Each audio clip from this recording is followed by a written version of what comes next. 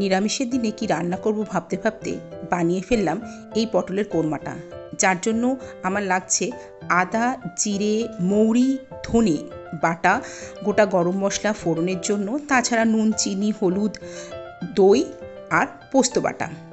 পটলগুলোকে নুন হলুদ লাগিয়ে কিছুক্ষণ রেখে দিয়েছিলাম, তারপর ভেজে নিয়ে ওই তেলে গোটা গরম মশলা ফোড়ন দিয়ে ওই আদা, জিরে, মৌরি আর ধনে বাটাটা দিলাম, তারপরে নুন হলুদ সব দিলাম, একটু কষিয়ে নিয়ে তারপরে দইটা দেবো।